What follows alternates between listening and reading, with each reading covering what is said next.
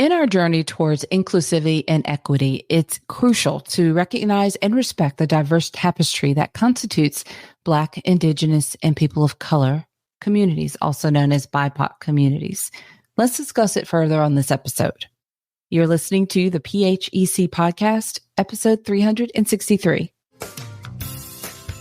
The field of public health is so broad, overlapping multiple industries. With epidemiology at the core of public health, there are an unlimited number of ways to target specific populations, health conditions, environmental issues, and causes that matter most to you. My name is Dr. Huntley, and I'm the host here on the Public Health Epidemiology Conversations podcast. I'm an epidemiologist, consultant, and entrepreneur with over 20 years of experience in healthcare and public health. On this podcast, my guests and I engage in conversations that demonstrate the importance of public health and epidemiology across a variety of industries, helping you think outside the box and inspire greater positive impact in communities around the world. Now, let's dive into the topic of this brand new episode. Greetings, everyone, and thank you for joining me on this episode. I often start these episodes off by sharing with you about my consulting firm and how we support BIPOC or Black, Indigenous, people of color organizations. In this episode, I've decided to go a little deeper into our passion for supporting these specific types of organizations by sharing some best practices for serving and engaging with BIPOC communities. Now, in our journey towards inclusivity and equity, it's critical to recognize and respect the diverse tapestry that constitutes Black, Indigenous, and people of color, or BIPOC communities. Now, let's dive into the importance of understanding and respecting this diversity while working with BIPOC communities. And this, you can take bits or pieces of what I'm going to share with you. Maybe some of it will be brand new and fresh revelation for you, or maybe it will be a mixture of reminders, or maybe you've already heard this before and you're just happy to hear it again, that positive reinforcement for what you're already doing. Whatever the case may be, let's start with my first, sort of bullet point would be diversity within diversity. So first and foremost, it is essential to recognize that within the overarching BIPOC label, there exists a rich mosaic of colors, cultures, traditions, languages, and experiences. All Black communities are not monolithic, just like all Indigenous communities are not homogeneous. Similarly, the term people of color encompasses individuals from various racial and ethnic backgrounds, which with their own distinct identities and perspectives. Each of them has their own. Okay, so really important to remember that. All of these groups are often lumped together under one umbrella term, but it's essential to acknowledge that each community within the spectrum is unique with its own history, culture, and challenges. This is exciting for me as a consultant as we focus our attention on serving and supporting organizations that are serving BIPOC communities.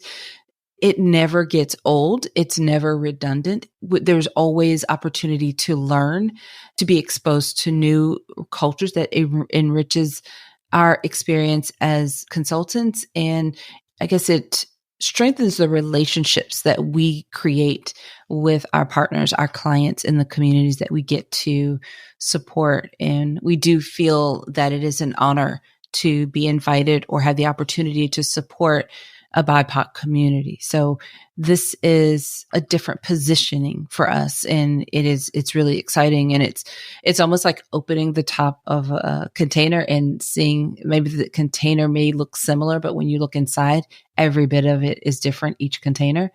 We think about it as Christmas presents or gifts, or it's just almost having a surprise for every project and every day, every approach, every community is so richly different. Now, working with BIPOC communities, there are similarities amidst the diversity. So while acknowledging that unique qualities of each BIPOC community, the unique qualities that are different, it's also important to recognize that there are a lot of common threads that bind them together. So despite differences in culture and history, these communities often share similar struggles and aspirations. Some of the commonalities include systemic oppression. BIPOC communities often have historically faced systemic oppression, discrimination, and marginalization. Understanding these shared experiences is critical or really crucial in building solidarity and working towards collective liberation. Also, cultural resilience is another similarity. Despite facing numerous challenges, BIPOC communities have demonstrated remarkable resilience and strength, drawing upon their rich cultural heritage for inspiration and support. This could easily be missed if you're not getting to know the culture and the communities that you serve if you are working with BIPOC communities. You will only see the disparities and what's broken and often not really see the resilience and the beauty and the rich cultural heritage that can be, like I said, a source of inspiration. Working directly with BIPOC communities requires a nuanced understanding of their diversity, along with a commitment to humility, empathy, and cultural competence. It's not that you take a course, you get a certificate that said you took the course and you're good. It's a journey of continually learning, and you have to position yourself, I guess, with this commitment to humility. Let me keep going. Here are some best practices for engaging with BIPOC communities. When engaging with Black, Indigenous, and people of color communities, it is important to approach, like I said a moment ago, with humility, with respect, and with a willingness to listen and learn. Here's some key principles. I really want to go on a tangent, but I'm going to stick to my notes because I could spend all day on this topic. Here are just a few things. All right. The first one is hold space. I encourage you to create environments where individuals from BIPOC communities feel safe, feel valued, and heard. That part right there can take you so far. You don't understand the need to feel safe and valued and heard until you've engaged with the BIPOC community and created a space like this.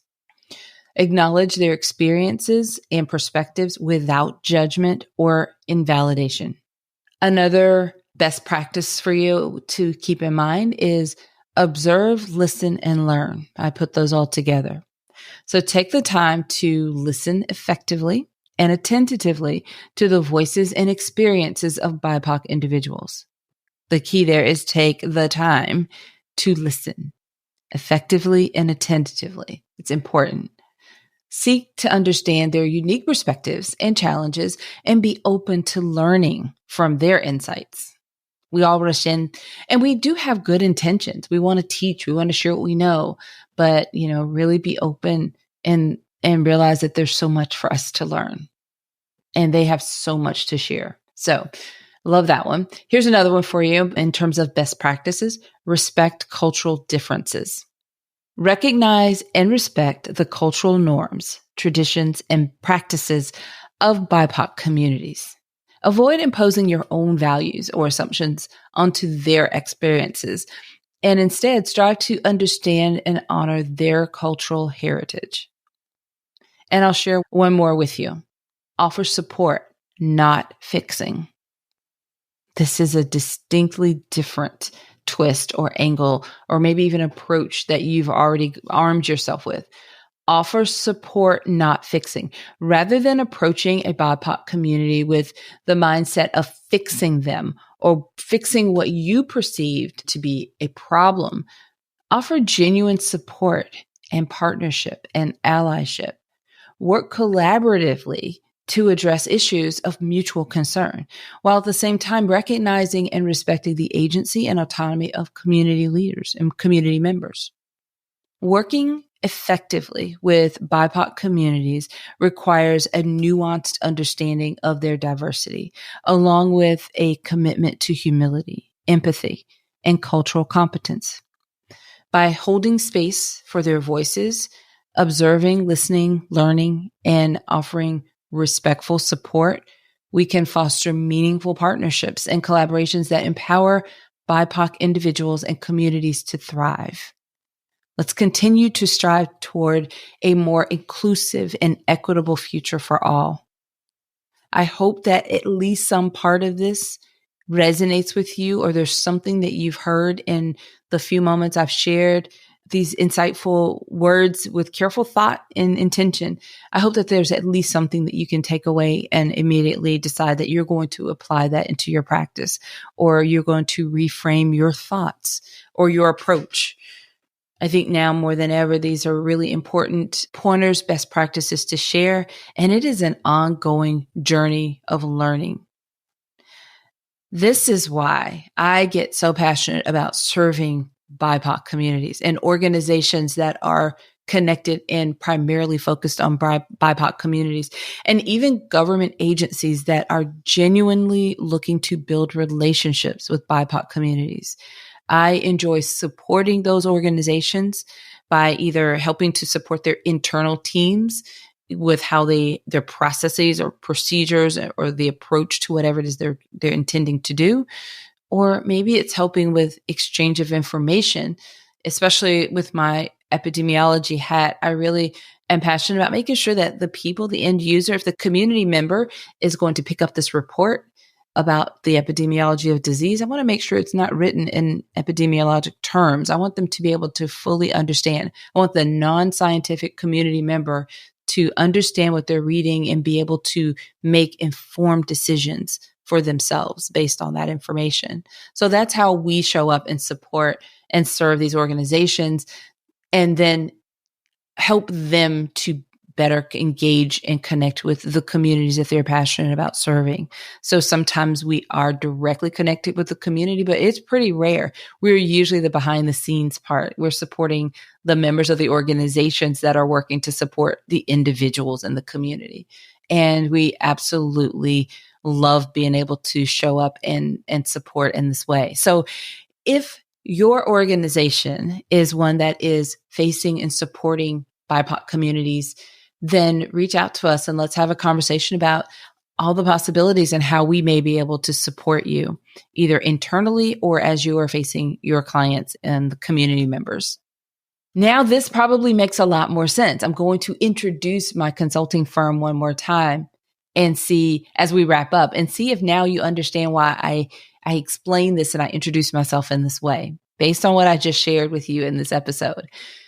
Now, I lead a public health and epidemiology consulting firm that supports large nonprofit organizations and government agencies that serve Black, Indigenous, and people of color, commonly referred to as BIPOC communities. We are often invited to support tribal organizations, and we are always honored to serve.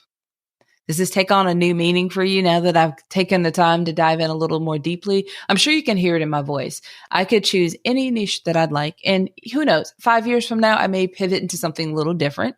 Just like 5 years ago, I was serving something slightly different in public health. So these things change. But right now, for as long as I can see right now, we are building and growing by serving from the heart in this way and showing up for these organizations. So thank you for taking some time to tune into this episode, learn a little bit more about my heart for serving BIPOC communities. And thank you for even considering taking some notes or just listening and considering what you might be able to take away from what I shared with you that you can apply. I think all of us, this is not an all-inclusive list of best practices. These are just a few things that were top of mind for me to share with you. And again, in the times that we're in, there's never been a time better than now to incorporate something new and different in how we serve our communities and support one another. Now, you can find all of this if you happen to be walking and you can take notes or you're driving. You can find the show notes, a summary of all this on the show notes page. And this episode is episode 363. So if you visit phecpodcast.com, just navigate to episode 363 and you'll find the summary of everything that I just shared with you. Also, if you are one of those organizations, if you work or lead one of those organizations that is serving BIPOC communities and you're thinking, I'd love to talk to her about what we have coming up or how she might be able to help us, then please let us know how we can serve. Now, there will be a link in the description for this episode. While you're on our website, you can just click on the consulting tab, and that will take you to a page where you can submit a form, give us a little bit of information about your organization, and we'll follow up with arranging a time to meet and discuss. All right, everyone. One more thing before I let you go. I'd like for you to take a moment and share this episode with a friend or colleague. I'm sure you know at least one person who would be interested in hearing this message. And even if you don't know one person, I'm sure there are some people in your network who would be interested in hearing this message. So you can simply share this episode directly to social media, or you can share it to an individual that you know. Whichever way you choose, I appreciate you for sharing this episode. If you are on the show notes page, there are social media sharing buttons right there to make it super easy. All right, everyone. Until next time, have a fantastic rest of your day. Thank you for listening to the Public Health Epidemiology Conversations podcast. Visit phecpodcast.com to find the show notes for each episode and to learn how to work with me.